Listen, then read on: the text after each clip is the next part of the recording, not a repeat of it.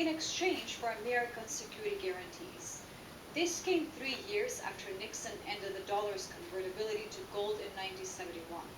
The US needed a new foundation for dollar demand, and oil became that foundation. As Deutsche Bank puts it, I'm quoting again, the world saves in dollars in large part because it pays in dollars. Here's what's really happening under the hood here. Saudi Arabia and the UAE together hold around $250 billion in US treasuries. Five Gulf states, Saudi Arabia, UAE, Kuwait, Qatar, and Bahrain, peg their currencies to the dollar, which requires them to hold vast amounts of US dollars to maintain those pegs.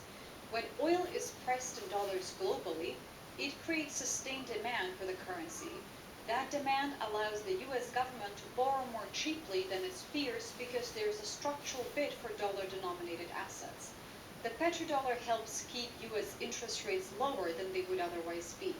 But the 1974 deal had two parts, dollar pricing and security guarantees.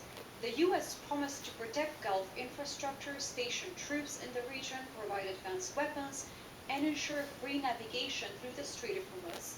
The second part just broke. Iran now controls the Strait of Hormuz, a waterway that handles 20 million barrels of oil per day and roughly 20% of global liquefied natural gas trade. And according to multiple reports, Iran is conditioning passage through the strait on payment for oil in Chinese yuan rather than US dollars. Check the video on foreign banks dumping US treasuries. This currency shift is happening alongside financial distancing. Let me show you what the numbers are really telling us. 90% of Iran's oil exports go to China. China is also the top customer for Saudi Arabian crude.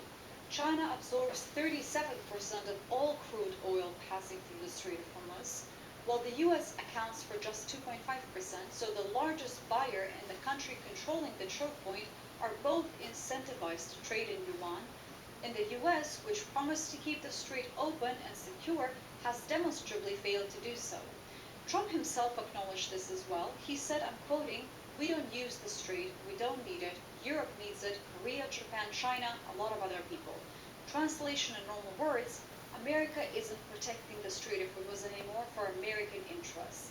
So why would Gulf states continue recycling their oil revenues into US assets in exchange for security that the US is no longer providing? If you want to sharpen your ability to spot these structural shifts before they become obvious, check out my book, Awake, the Practice of Critical Thinking in an Age of Self-Lies, available in ebook and audiobook. Subscribers get 10% off, and you can grab the first chapter free in the description links below. Now, here's where it gets more interesting. The petro-yuan isn't hypothetical, it already exists. Russian and Iranian sanctioned oil combined totals roughly 13 million barrels per day, about 14% of global oil supply. That is not a negligible amount, and most of it settles in non-dollar currencies, primarily the Chinese yuan.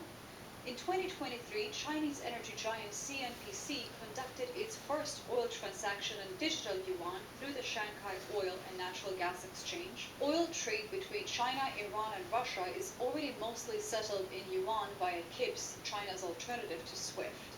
And Saudi Arabia, the original petrodollar partner, is hedging as well.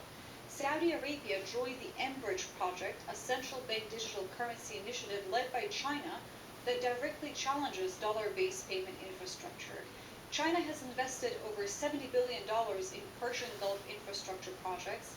These are not just bilateral trade deals anymore. This is China building alternative financial architecture so Gulf states can trade energy without touching the dollar's